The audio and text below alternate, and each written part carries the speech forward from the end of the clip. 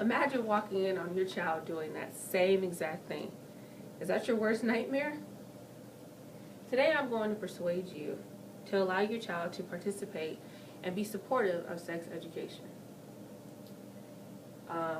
By forcing you to face the reality with some statistics, explaining what sex education could really teach your child, and letting you know that it's okay to have an open line of communication with your child about sex. But let me give you some numbers to keep in the back of your mind. These statistics will make you face reality. Teen pregnancy rates are skyrocketing. The U.S. has the highest teen pregnancy rate in the world. The Center for Disease Control is saying that 1/3 of the girls who get pregnant are younger than the age of 20. TeenPregnancy.org states that there are 750,000 teen pregnancies that occur annually. 8 in 10 of those pregnancies are unintended, and 81% are to unmarried teens. Here are some facts about the teen pregnancy effects. Teenage mothers are more likely to drop out of high school. Most teen moms will be and remain single parents, and typically score lower in math and reading in adolescence. That's crazy, right? STD rates amongst teens are skyrocketing quickly. HIV and AIDS cases amongst teens are at its highest rate ever right now. 1 in 4 HIV infections occurs in people younger than 22. Around 65% of all STDs contracted by Americans in the past year will occur in people under the age of 24. But all of this could have been prevented with just a little bit of education. Here's what sex education can teach your child. It can explain to them what sex is really like. It's not always fun and games and pleasurable, and they can break that down for them.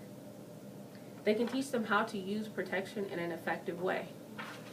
One way is how to use a condom properly so it reaches its maximum effectiveness. It can also explain the different types of female contraceptives and how they can be used, the effects that they'll have on the female body, and different things like that. It can also break down real consequences of not using protection. Pregnancy at young ages and actual birth. It can allow your teens to see an actual childbirth. It can also break down and explain the different types of STDs, what they really look like, and the effects that they have on the body as well. But the most important piece of education is the line of communication from parent to child and vice versa. Keep the lines of communication open between the parent and child. You have to have an open mind as a parent and not jump to conclusions. Just because your child is coming to you and asking about sex doesn't mean that they're actually having sex. They're curious. Kids are curious. They're always curious, and when they're curious, they ask questions. Just do your best to answer them. And you have to remain calm. Threatening your teen or your child can result in them feeling like they can't come to you about anything. And then it could also result in the wild child thing. When you keep your kid under lock and key and tell them no, no, no, no, no, once they get out, they'll go buck wild. And preaching just say no to sex is not always the realistic standpoint to have or the realistic thing to teach your child.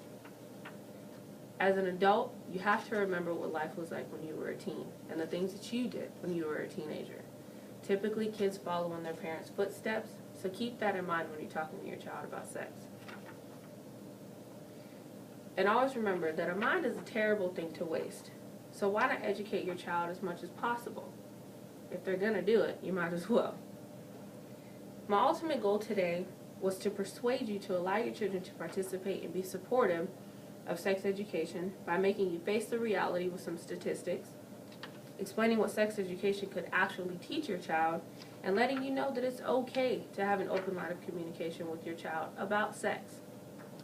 Educate your children as often as possible.